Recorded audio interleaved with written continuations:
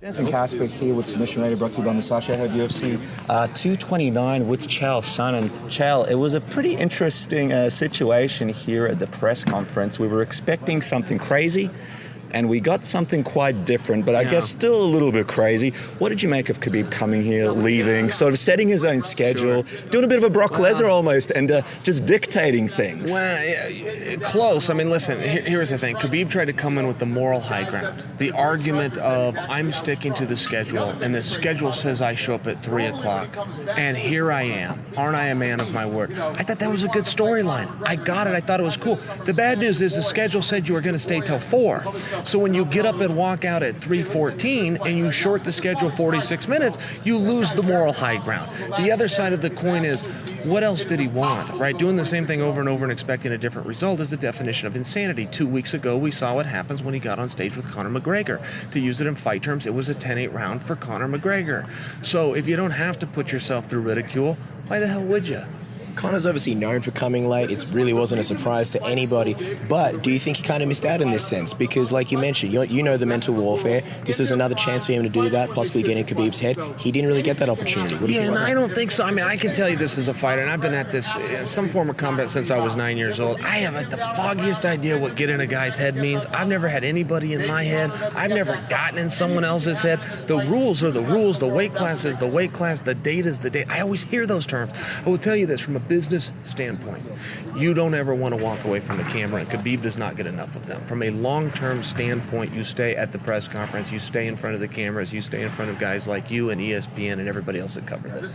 That's the long-term play. But the other side of it is when you're up there and the guy is making you look like a fool in a language that you struggle with in the first place, and you do have some weight to cut, give Khabib a pass. At the end of the day, it didn't really change things. People came here to press conferences to see Conor. At the fight, different story. People want to see Khabib fight. Sure they do, and they want to see him fight Conor. Absolutely. But for a press conference, just put the camera on Conor. Promotion-wise, how well do you think this press conference did at sort of promoting that fight and pushing it closer to that potentially 3.5 million figure?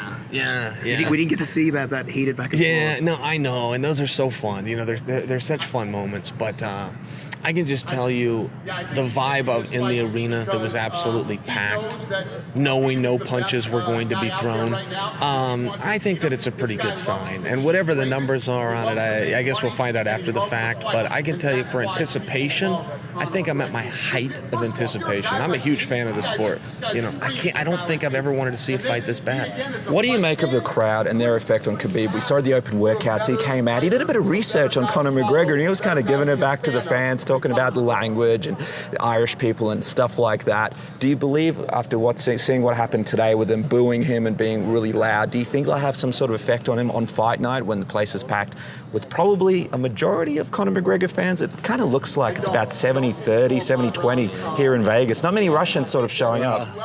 You're being very nice. I mean, it was 99 to Khabib's mom. So, I don't know about that, but the Irish fans, I've really never seen anything like it. You know, I've never seen people so loyal that they'll get on planes and come over in a week early and support their guy at a press conference, at a weigh-in, at a fist fight, cheer him the whole way, win, lose, or draw.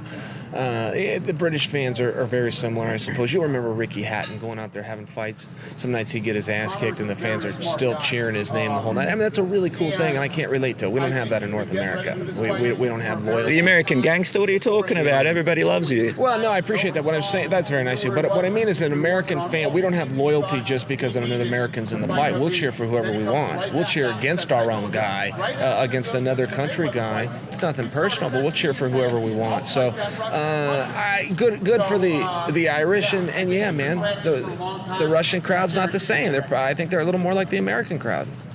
As we let you go, Chael, I've got to ask you, prediction-wise, who do you think takes this one? Have you been going back and forth, or have you been solid in your...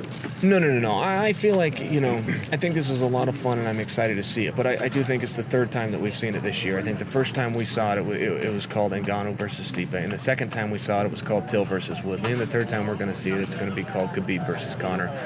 In the sport, you've got to be complete, and things change all the time, and I'm certainly open to learning new things. But since they set that cage up for the first time in 1993, when a guy that doesn't know how to wrestle takes on a guy who does, that story ends the same every time. Would you say Conor doesn't know how to wrestle? Yep. What about his framing? I'm pushing it here. I don't want to push it, but what about his framing, the way he sort of focuses on stopping the takedown before he strikes? No chance? Yeah, no, I think those things are helpful. I mean, you asked specifically about wrestling. He's from a country that does not contest the Olympic Games. Khabib is from the single toughest region in the history of Earth. You know, right? Dagestan. It's just the reality. About 2,000 people in his home city. 8 of them have Olympic gold medals. Just to put in perspective for you, I'm from the state of we have no Olympic gold medals. Put that in perspective for you. I'm from a wrestling state. We don't have any Olympic gold medals. So I guess the point I'm trying to make is, yes, you bring up framing and you bring up some grappling. I think grappling is very valuable, and I think that grappling is a big part. And once that takedown's established, you go into the grappling mode. So I think that's a fair comment by you. But you did switch the topic on me. We were talking pure wrestling. He comes from Ireland. They don't have it. Look, Michael Bisping comes from England. They don't have it. Found his way to a world championship. And Michael Bisping, if he's not careful, is going to find himself in the Hall of Fame. So I'm not challenging these guys. I don't come to you as a wrestler that somehow knows something. I just offer you that if we study the history of the sport, as recently as 2018, we have seen the same storyline, physical storyline, played out twice already. That's all I'm offering.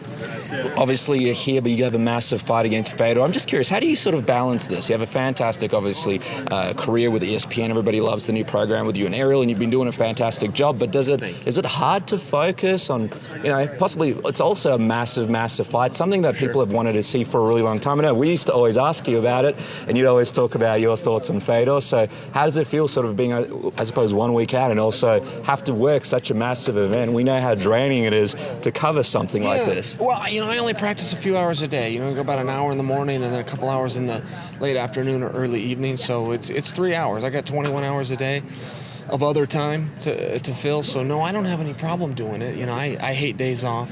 That would be my torture to tell me that, I'm going on vacation or something. Oh my goodness, I would hate that. So yeah, if I can stay busy, I want to stay busy. I want to stay involved with the sport. And quite frankly, these things inspire me.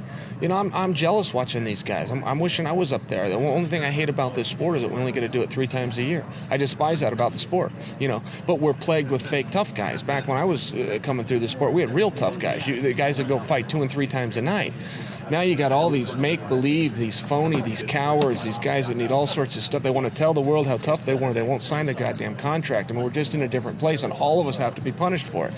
Now, the real tough guys, we're only going to do it 3 times a year, because of the rest of them. Just quickly, as we let you go, just a quick prediction. How do you see that fight between you and Fedor going next weekend for Bellator? Something people are really excited about. Yeah, spoiler alert, Chael wins.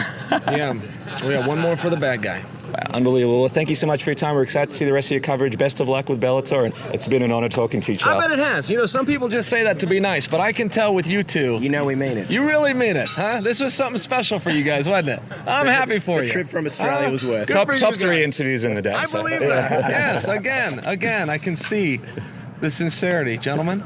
Thank you. Chael.